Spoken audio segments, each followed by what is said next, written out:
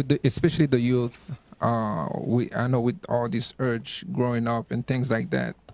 And beside the fact that, of course, there's a lot of Yetzirah, but with especially with wasting seed, what best would you suggest? What advice would you give to everybody?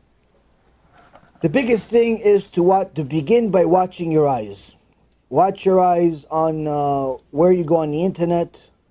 Watch your eyes where you go in general. If you know that there's a certain place, people invite you to a party, and you know there's going to be a lot of immodesty there, don't go. Don't think that you're going to be able to watch your eyes in this party.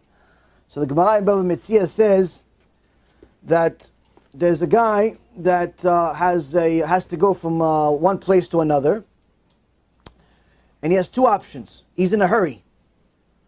If he takes option A, it's the shortest route.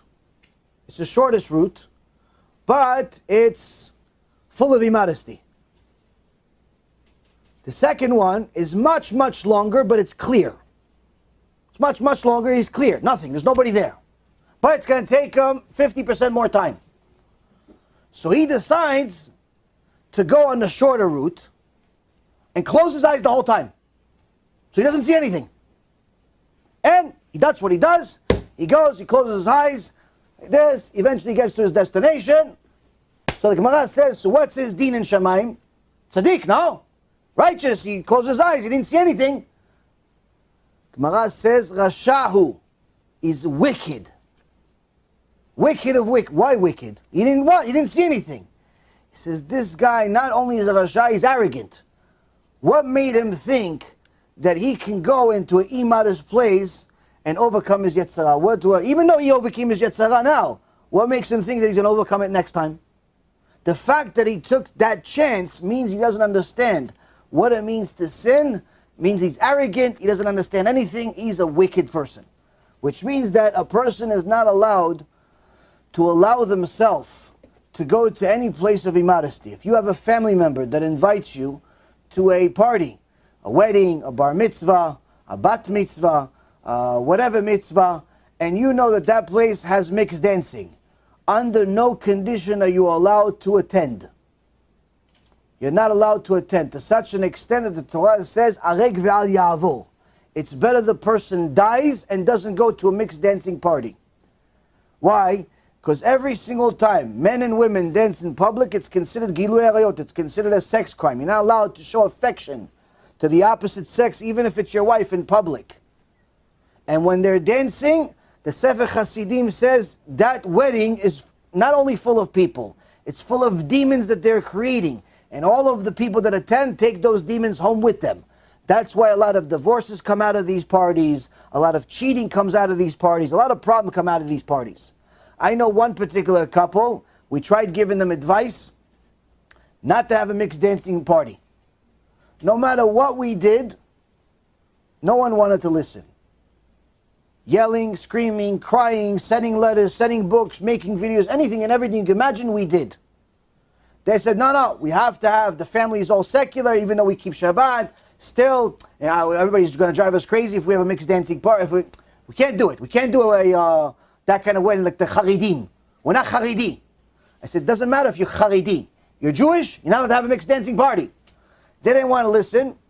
They had the party the night of their wedding. The night of their wedding, they almost got divorced, and the families haven't spoken in 6-7 years. Why? What happened at that party?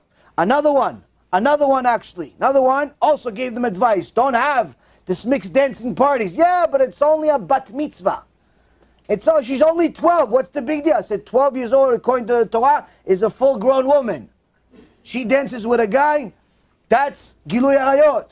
No, okay, proofs, this, that. Nothing worked. Nothing worked. They had the party. Literally within months, the family almost went bankrupt. One of them almost died. One of the kids went to the hospital. The amount of tzarot they had since that party, honestly, I think maybe Genom is saying, no, leave some for us. Leave some for us. Why are you taking everything? People don't understand the type of crime it is to have such a wedding. Those DJs that DJ at those parties, there's no end to their Genom for being a partner. Those cameramen that take pictures of all the immodest women, Hashem Yirachem, what's going to happen to them? And the people that go to those places, problem. So a person that wants to be a kosher person, even if they're not Moshe Rabbeinu yet, but they simply want to be a kosher person, don't allow yourself to go to such a place. It could be your father or your mother, your sister, your brother, doesn't make a difference.